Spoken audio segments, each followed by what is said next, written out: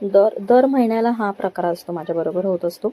तसं तर मी दर महिन्याला आवरूनसुद्धा हा प्रकार माझ्याबरोबर घडत असतो. वरची जेवढे कपडे भेटेल ते सगळे वरच्यावरती ठेवायचे. आतमध्ये तुम्ही बघू शकता, आतमध्ये तर कोण बोलणारसुद्धा नाही की काय कपड्यांच्या घड्या घालाव्या लागतील. पण जे काही भेटेल किंवा डेलीचे कपडे कोणीही घड्या घातलेले, मी तर घड्या घातल्यानंतर व्यवस्थितच ठेवते. पण वेदांच्या पप्पांनी किंवा मुलांनी कधी घालून ठेवल्या तर वेदांत आणि वेदांचे पप्पा भेटतील तशा घड्या तर मी म्हणते फेकूनच टाकत असेल, म्हणून तेवढ्या ओबड अवस्थेत पडलेल्या तुम्हाला दिसत आहे. तुम्ही स्टार्टिंगला बघितलंच असेल.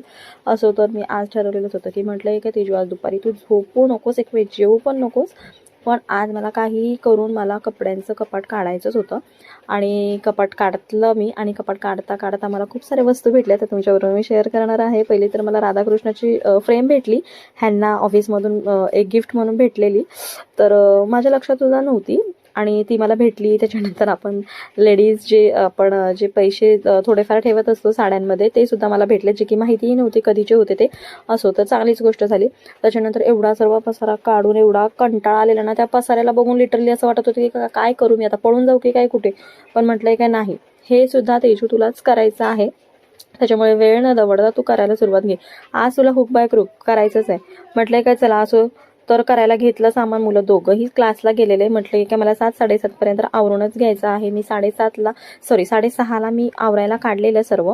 आणि तुम्हाला माहिती आहे लिटरली मला 8:30 वाजले आणि त्याच्यामध्ये मुलंसुद्धा आले. मुलं आल्यानंतर मी दरवाजा पूर्ण बंद केलेला कपड्यांच्या घड्या घालताना, कारण पूर्ण घर भरलेलं कपाटातल्या कपड्यांनी, पसाऱ्यांनी. मुलं आले क्लासवरून आणि त्याच्यानंतर तुम्ही बघू शकता, मुलं आल्यानंतर मुलांचं हे दोघांचं पण असं चाललेलं की काय मम्मी आता कपाटातल्या साड्या वगैरे काढल्यात तर आम्हाला साड्यांचं झोका बांधून दे. म्हटलं अरे बाबा, माझी कामं पहिले मला करू देत, नंतर तुम्हाला मी झोका वगैरे नंतर बांधून देते. आणि तुम्ही बघू शकता सर्व पसारा व्यवस्थित आवरून मी अशा प्रकारे कपाट आवरून घेतलेला आहे. ते तुम्हाला मी व्हिडिओ फास्ट केलेला आहे म्हणून एवढं तुम्हाला इझी आणि 1-2 मिनटात तुम्ही व्हिडिओ बघून संपत आहात. पण लिटरली मला 8:30-9 वाजलेले कपाट आवरायला. कपाट आवरता मध्ये एवढं स्किप करून जे नवीन साड्या दिसतील त्या वेअर करून बघितल्या, जे नवीन ड्रेसेस दिसतील ते वेअर करून बघितलेले.